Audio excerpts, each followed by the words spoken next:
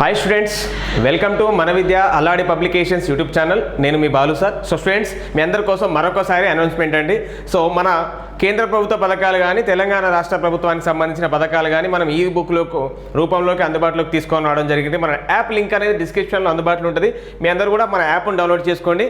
అదేవిధంగా చూడండి, కేంద్ర ప్రభుత్వ పథకాలు కేవలం 39 రూపాయలకి, అదేవిధంగా తెలంగాణ రాష్ట్ర ప్రభుత్వానికి సంబంధించిన పథకాలు విధానాలు అనేది మొత్తం అప్ టు డేట్ ఈ రోజు వరకు అయిన మొత్తం స్కీమ్స్ సంబంధించి అదేవిధంగా బడ్జెట్ రిలేటెడ్ అంశాలతో మీకు ఈ బుక్లోకి అందుబాటులోకి తీసుకొని రావడం జరిగింది. కేంద్ర ప్రభుత్వ పథకాలు 39 రూపాయలే, అదేవిధంగా రాష్ట్ర ప్రభుత్వానికి సంబంధించి కేవలం 49 రూపాయలు మాత్రం. అతి తక్కువ అమౌంట్ కాబట్టి, అప్డేటెడ్ స్కీమ్స్ కాబట్టి మీ అందరూ కూడా మన యాప్ లింక్ డిస్క్రిప్షన్ అందుబాటులో ఉంది. మీరు డౌన్లోడ్ చేసుకోండి, ఈ అవకాశాన్ని ఉపయోగించుకోండి. ఓకే స్టూడెంట్స్, మరి ఈరోజు క్లాసు స్టార్ట్ చేసుకుందాం. సో ఎప్పట్లానే నిన్న అడిగిన క్వశ్చన్కి ఆన్సర్ చూద్దాం. వెరీ ఈజీ క్వశ్చన్ చూడండి. ఎస్టర్డేస్ క్వశ్చన్, జలియన్ వాలాబాగ్ సంఘటన ఏ సంవత్సరంలో జరిగింది? సో మీ అందరికీ ప్రతి ఒక్క కాంపిటేటివ్ ఆస్పిరెంట్కి జలియన్ వాలాబాగ్ సంఘటన ఐడియా ఉంటుందండి. మీ అందరికీ తెలిసిందే ఏ సంవత్సరంలో జరిగింది అంటే 1919లో జరిగిందండి. జలియన్ వాలాబాగ్ సంఘటన 1919 ఏప్రిల్ 13th అండి. ఏప్రిల్ 13th 1919 జలియన్ వాలాబాగ్ సంఘటన జరిగింది. సో జలియన్ వాలాబాగ్ అనేది పంజాబ్లోని అమృత్సర్ దగ్గర ఉన్న ప్రదేశం. ఓకేనా. జలియన్ వాలాబాగ్లో మీటింగ్ ఎందుకు జరిగిందంటే రౌలత్ చట్టానికి అగెనెస్ట్గా, రౌలత్ చట్టం. ఓకేనా, బ్రిటిష్ వాళ్ళు చేసిన రౌలత్ చట్టం 1919కి అగెనెస్ట్గా జలియన్ వాలాబాగ్లో ఇక్కడ ఈ సంఘటన జరిగిందండి. సో కాల్పులు జరిగినాయి కాబట్టి మీ అందరికీ దాని గురించి పూర్తి సమాచారం తెలుసని అనుకుంటున్నాము. సో రౌలత్ చట్టం అగెనెస్ట్గా, సో ఇదంతా గుర్తుపెట్టుకోండి. Right, 1919 April 13th Jallian Walabagh సంఘటన. నెక్స్ట్ ఈరోజు ఫస్ట్ క్వశ్చన్ చూద్దాం. రైస్ బ్రాన్ ఆయిల్ ప్రాధాన్యం గురించి అవగాహన కల్పించడం, ఉత్పత్తిని పెంచడం, కొత్త టెక్నాలజీ పోకడలపై చర్చించేందుకు ఏప్రిల్ 21 నుంచి 23 మధ్య అంతర్జాతీయ సదస్సు ఎక్కడ జరుగుతుంది? చూడండి, రైస్ బ్రాన్ ఆయిల్ పైన అంతర్జాతీయ సమావేశం ఎక్కడ జరుగుతుందని క్వశ్చన్ ఇవ్వడం జరిగింది. సో దీని ఉద్దేశం ఏంటంటే సమావేశానికి రైస్ బ్రాన్ ఆయిల్ పైన అవగాహన కల్పించడము, చూడండి అవగాహన కల్పించడము, ఉత్పత్తిని పెంచడము, కొత్త టెక్నాలజీ పోకడలపై చర్చించేందుకు అంతర్జాతీయ సదస్సు ఎక్కడ జరుగుతుందని క్వశ్చన్ ఇవ్వడం జరిగిందండి.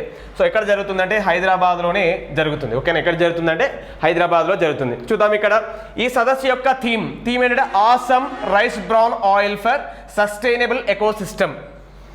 చూడండి, రైస్ బ్రాన్ ఆయిల్ ఉత్పత్తి చేసే దేశాలు, ముఖ్యమైన దేశాలు India, China, Thailand, Japan, Pakistan, Bangladesh, Vietnam. ఓకేనా. Next Mrs India 2023.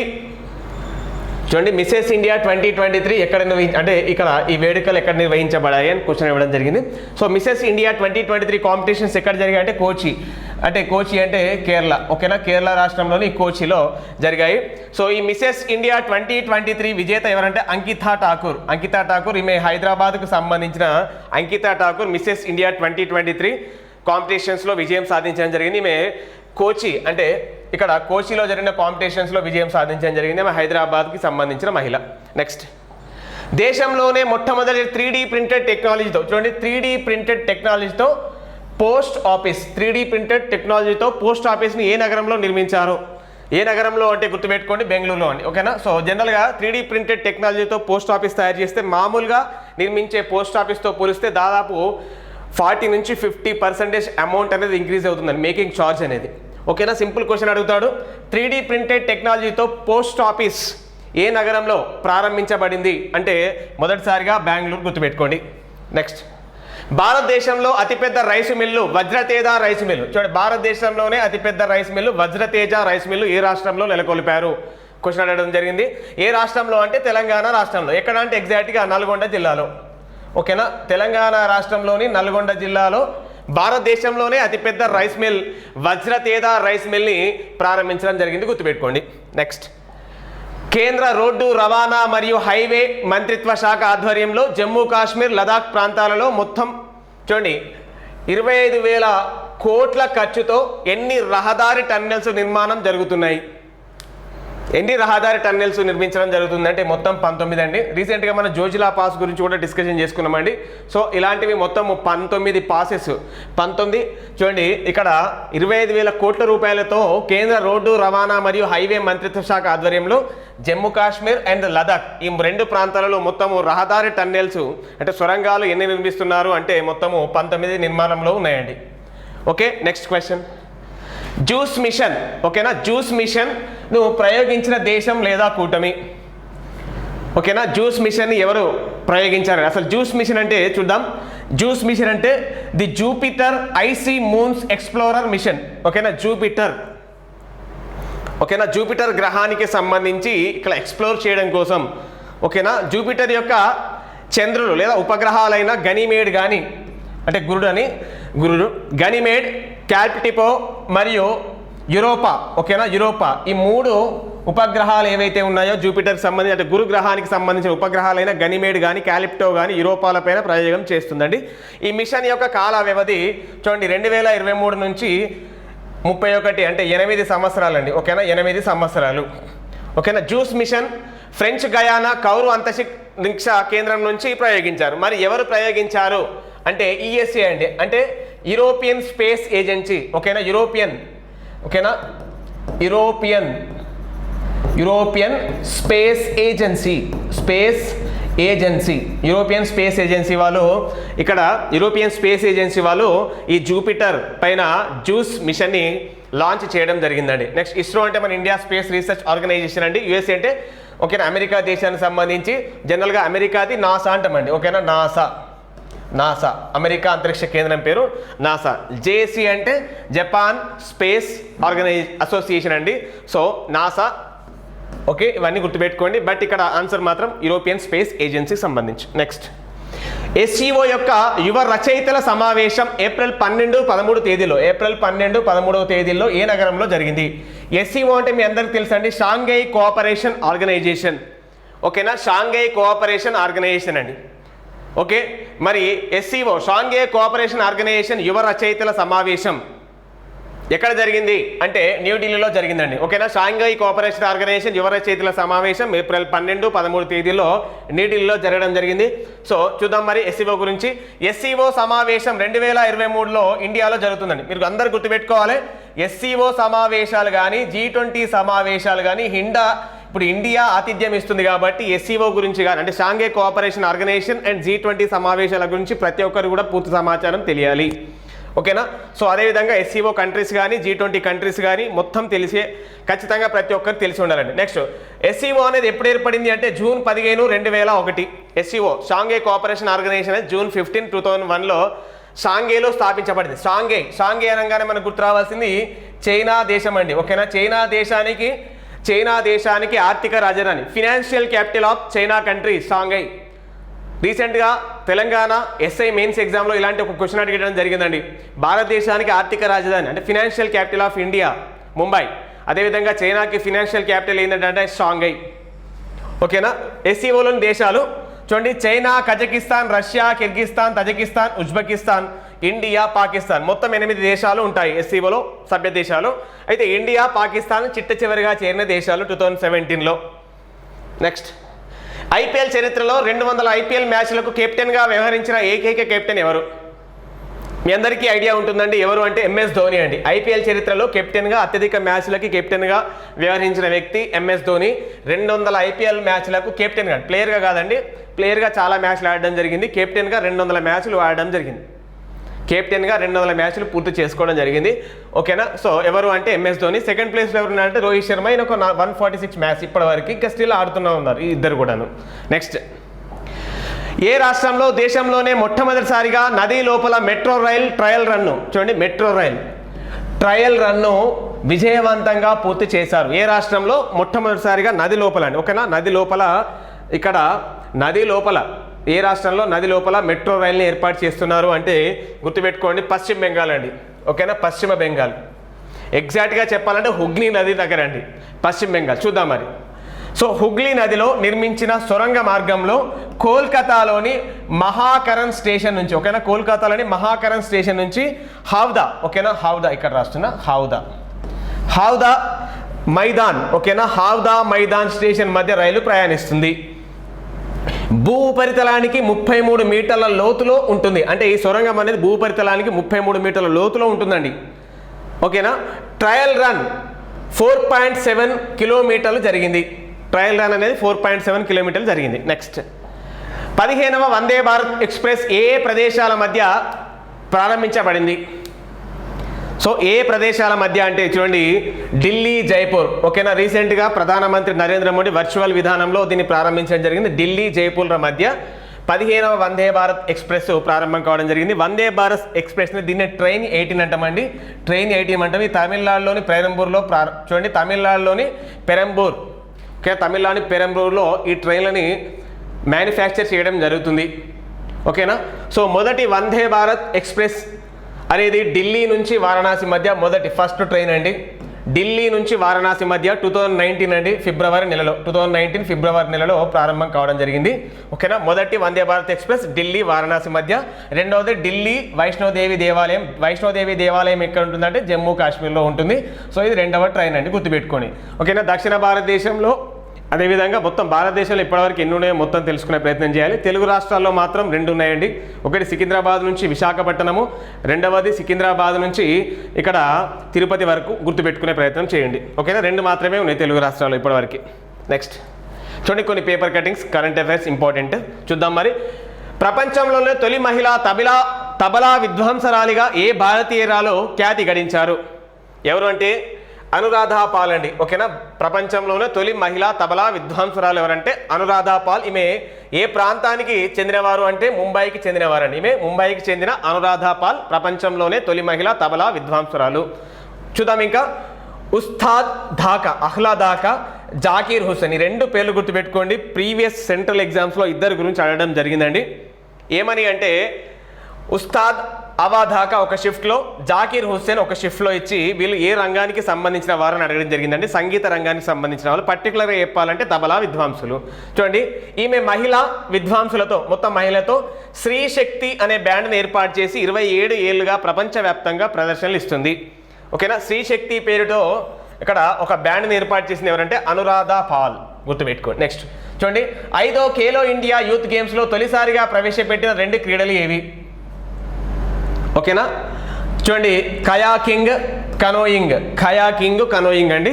చూడండి మధ్యప్రదేశ్లోని 8 నగరాల్లో 5వ ఖేలో ఇండియా యూత్ గేమ్స్ నిర్వహించారు. దేశంలోనే తొలిసారిగా ప్రపంచ శ్రేణి కయాకింగ్ కనోయింగ్ క్రీడల అకాడమీని కేంద్ర ప్రభుత్వం ఉత్తరాఖండ్లోని తెహ్రీలో ఏర్పాటు చేయాలని నిర్ణయించింది. చూడండి దేశంలోనే తొలిసారిగా కయాకింగ్ కనోయింగ్ క్రీడల అకాడమీ ఎక్కడ అంటే ఉత్తరాఖండ్లోని తెహ్రీలో. నెక్స్ట్ ఐక్యరాజ్య సమితి ఆహార వ్యవసాయ సంస్థ అంటే FAO ఫుడ్ అండ్ అగ్రికల్చర్ ఆర్గనైజేషన్కి చెందిన intergovernmental technical working group 12వ సమావేశానికి ఏ దేశాలు సహా అధ్యక్షత వహించాయి? ఏ దేశాలలో చూద్దాం. Bharat, Brazil, Spain, Saudi Arabia, దక్షిణాఫ్రికా, టోంగా ఓకేనా.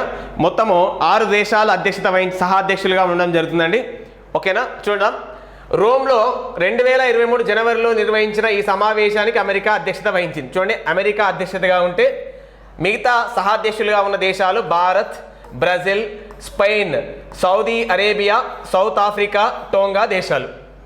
నెక్స్ట్ చూద్దాం ఇక్కడ ఫుడ్ అండ్ అగ్రికల్చర్ ఆర్గనైజేషన్ అంటున్నాం కదా, దీని హెడ్ క్వార్టర్ ఎక్కడ ఉంటుందంటే రోమ్లోనే ఉంటుందండి ఓకేనా. Food and agriculture organisation headquarters రోమ్లో ఉంటుందంటే ఇటలీ దేశము ఓకేనా. ఇటలీ దేశం రోమ్ క్యాపిటల్ అయిన రోమ్లో ఫుడ్ అండ్ అగ్రికల్చర్ ఆర్గనైజేషన్ ఉంటుంది. నెక్స్ట్ ఇక్కడ ఒక పిక్చర్ చూసినట్లయితే సూరత్లో జరిగిన organic vegetables and fruits food expo 2023కి గుజరాత్ గవర్నర్ ఆచార్య దేవ్వ్రత్ ఇలా బడలేరు. చూడండి organic vegetables and fruits food expo. చూడండి organic vegetables and fruits and food expo 2023 ఎక్కడ నిర్వహించారు అంటే సూరత్లో అండి, అంటే గుజరాత్లోని సూరత్లో, గుర్తుపెట్టుకోండి ఓకేనా. Organic vegetables and fruits food expo 2023 ఎక్కడ జరిగింది అంటే గుజరాత్లో అండి. గుజరాత్ గవర్నర్ ఎవరు అంటే ఆచార్య దేవ్వ్రత్ అండి ఓకేనా, ఆచార్య దేవ్వ్రత్. మరి గుజరాత్ సంబంధించి చీఫ్ మినిస్టర్ ఎవరు? గుజరాత్ ముఖ్యమంత్రి ఎవరు తెలిస్తే కామెంట్లో post. Very easy answer.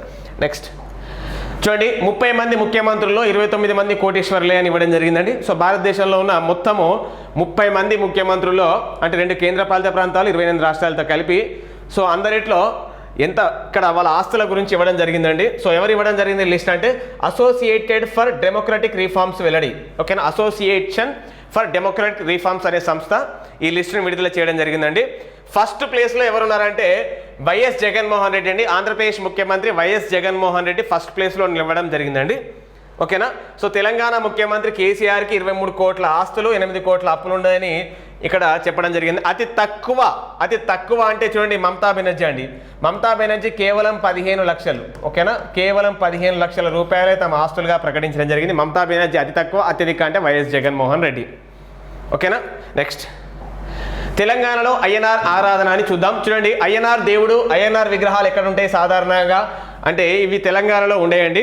So అయితే కేరళ, తమిళనాడులో అయ్యనార్ అనే ఒక దేవుని పూజించడం జరుగుతుంది. చూద్దాం మరి తెలంగాణలో కూడా అయ్యనార్ శిలలు అనేది రీసెంట్గా వెలుగులోకి రావడం జరిగింది. సో దాని గురించి చూద్దాం ఇప్పుడు. చూడండి సాధారణంగా కేరళ, తమిళనాడు ప్రాంతంలో కనిపించే అయ్యనార్ల ఆరాధన తెలంగాణలోనూ సాగిస్తున్నట్లు గుర్తించామని చారిత్రక పరిశోధన రెడ్డి రత్నాకర్ రెడ్డి న్యూస్ టుడే. చూడండి సో ఇది ఎక్కడ అంటే జనగామ జిల్లా అండి. ఓకేనా, ఎక్కడ దొరికాయి అంటే జనగామ జిల్లాలో. ఫర్దర్గా దీని గురించి అప్కమింగ్ ఎగ్జాంపుల్ రావచ్చండి.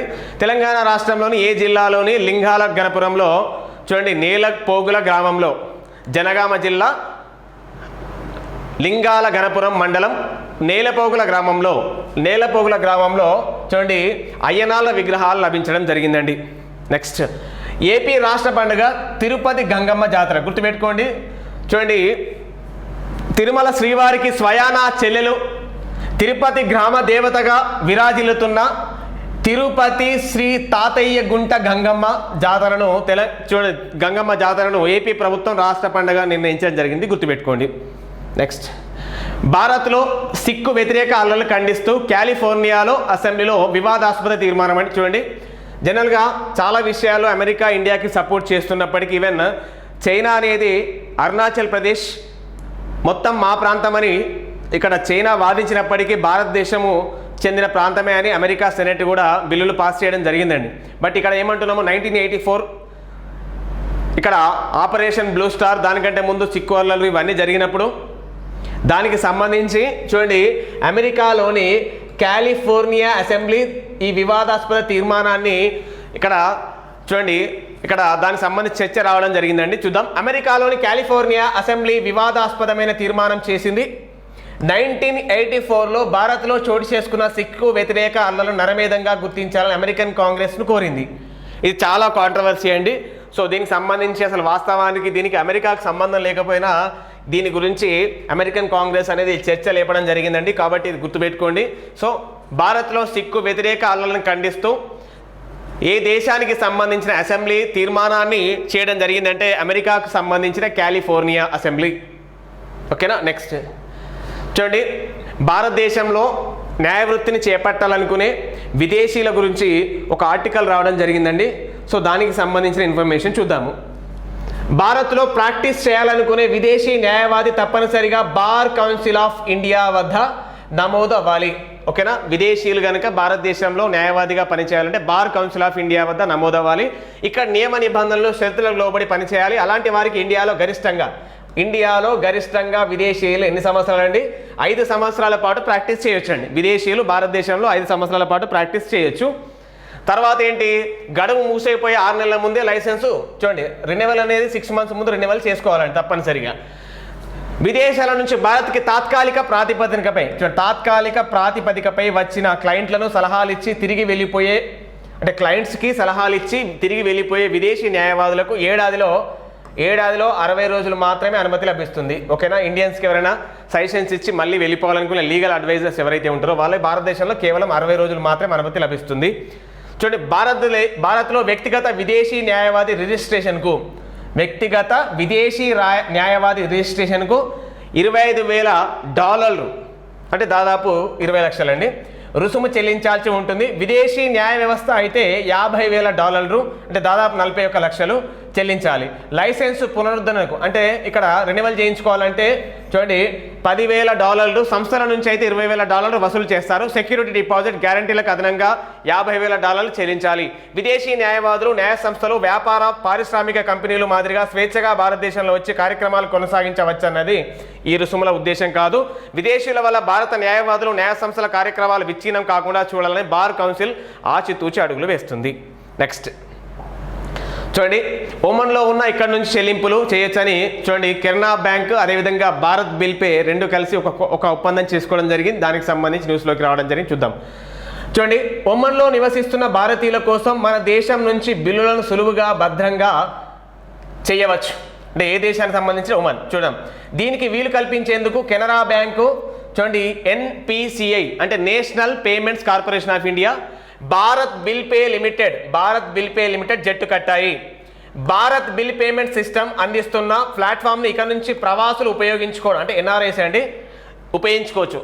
మాసంధామ్ ఎక్స్చేంజ్ ద్వారా చూడండి మూసంధామ్ ఈ మూసంధామ్ ఎక్స్చేంజ్ అనేది ఉమెన్కి సంబంధించండి. సో దీని ద్వారా చెల్లింపులు జరుగుతున్నాయండి. సో ఇది గుర్తుపెట్టుకోండి. ఏ దేశానికి సంబంధించిన మూసంధామ్ ఎక్స్చేంజ్తో భారతదేశానికి సంబంధించిన కెనరా బ్యాంక్ కానీ NCPA కానీ భారత్ బిల్ పే లిమిటెడ్ కానీ జత కట్టడం జరిగింది అంటే ఒమన్ దేశానికి సంబంధించి. నెక్స్ట్ చూడండి, రంగనాథ్ మిశ్రా కమిషన్ గురించి. వాస్తవానికి రంగనాథ్ మిశ్రా కమిటీ దేనికి సంబంధించింది? రంగనాథ్ మిశ్రా కమిటీ దేనికి సంబంధించిందట అంటే ఎవరైనా సరే క్రిస్టియానిటీకి కన్వర్ట్ అయినా క్రైస్తవులుగా కన్వర్ట్ అయిన SC/STలకు సంబంధించి వాళ్ళకి రిజర్వేషన్లకు సంబంధించి రంగనాథ్ మిశ్రా కమిటీని గతంలో కేంద్ర ప్రభుత్వం ఏర్పాటు చేయడం జరిగిందండి. దానికి సంబంధించి మళ్ళీ న్యూస్లోకి రావడం జరిగింది. చూద్దాం ఒకసారి. రంగనాథ్ మిశ్రా కమిషన్ నివేదిక విలువ లేదా అని రావడం జరిగిందండి. ప్రభుత్వం తిరస్కరించినంత మాత్రాన అందులోని డేటాను పరిగణలోకి తీసుకోకూడదా? చూడండి, దళిత క్రైస్తవ ముస్లింల కోటా కేసులో సుప్రీంకోర్టు వ్యాఖ్యలు వెరీ వెరీ ఇంపార్టెంట్ అనేది ఖచ్చితంగా ఎక్స్పెక్ట్ చేయొచ్చు. చూద్దాం. ముస్లిం క్రైస్తవ మతాల్లోకి మారిన దళితులు షెడ్యూల్ కులాలు కోటాకు అర్హులేనంటూ జస్టిస్ రంగనాథ్ మిశ్రా కమిటీ ఇచ్చిన నివేదికపై సుప్రీంకోర్టు కీలక వ్యాఖ్యలు చేసింది. ఓకేనా? ఒకవేళ ముస్లింలోకి కానీ క్రైస్తవ మతంలోకి కానీ మారిన దళితులకు అంటే SCలకు సంబంధించి వీళ్ళు SC కేటగిరీ కోటాకు అర్హులేనంటూ రంగనాథ్ మిశ్రా కమిటీ నివేదిక ఇవ్వడం జరిగింది. అయితే కేంద్ర ప్రభుత్వం దీన్ని పూర్తిగా తిరస్కరించడం జరిగింది. చూద్దాం. సుప్రీంకోర్టు మాజీ ప్రధాన న్యాయమూర్తి జస్టిస్ KG బాలకృష్ణ నేతృత్వంలో మరో కమిషన్ ఏర్పాటు చేసింది. ఓకేనా? అంత మాత్రాన ఆమోదించని జస్టిస్ మిశ్రా కమిషన్ నివేదికను వీలవుతుందా? రాజ్యాంగపరమైన అంశాన్ని నిర్దేశించేందుకు ఈ నివేదిక ఆధారపైన డేటా పరిగణలోకి తీసుకోకుండా అని ప్రశ్నించడం జరిగిందండి. వాస్తవానికి కేంద్ర ప్రభుత్వ విధానపర నిర్ణయాల్లో కోర్టులు జోక్యం చేసుకోవద్దండి. అంటే ఎగ్జిక్యూటివ్కి జ్యుడిషియరీకి మధ్య థిన్ లైన్ ఉంటుందండి. అంటే కార్యనిర్వహణ వ్యవస్థకి న్యాయ వ్యవస్థ జోక్యం చేసుకోకూడదు, న్యాయ వ్యవస్థలోకి కార్యనిర్వహణ వ్యవస్థ జోక్యం చేసుకోకూడదు. అయితే ఎవరైతే SCలు ఉన్నారో STలు ఉన్నారో వీళ్ళు క్రైస్తవ మతంలోకి కానీ ముస్లిం మతంలోకి కానీ మారినప్పుడు ఖచ్చితంగా వాళ్ళకు రిజర్వేషన్లు కల్పించకూడదని కేంద్ర ప్రభుత్వం యొక్క విధానపర నిర్ణయం అండి. సో దాన్ని బేస్ చేసుకొని రంగనాథ్ మిశ్రా కమిటీ రిపోర్ట్ ఇవ్వడం జరిగింది. రంగనాథ్ మిశ్రా కమిటీ ప్రభుత్వానికి అగెనిస్ట్గా రిపోర్ట్ ఇవ్వడం జరిగింది. కానీ ప్రభుత్వ విధానపర నిర్ణయం కాబట్టి ప్రభుత్వం దీన్ని పూర్తిగా తిరస్కరించడం జరిగింది. దాన్ని బట్టి న్యూస్లోకి రావడం జరిగింది. క్లారిటీగా చదివే ప్రయత్నం చేయండి. ఇక్కడ ఆర్టికల్ 14 గురించి కూడా ఇవ్వడం జరిగింది, ఆర్టికల్ 15 గురించి ఇవ్వడం జరిగింది. అంటే right to equality, right to against exploitation అండి, గుర్తుపెట్టుకోండి. ఓకేనా? నెక్స్ట్ చూడండి, question of the day. International big cat అలయన్స్కు భారత ప్రభుత్వం 5 సంవత్సరాల కాలానికి ఎన్ని $1 మిలియన్ ఖర్చు చేయనుంది? సో ఎన్ని $1 మిలియన్ ఖర్చు చేస్తుందని మీరు ఆన్సర్లో పోస్ట్ చేయండి. వెరీ వెరీ ఇంపార్టెంట్, అడిగే అవకాశం ఉంటుందండి. Okay students, thank you for watching. Keep watching.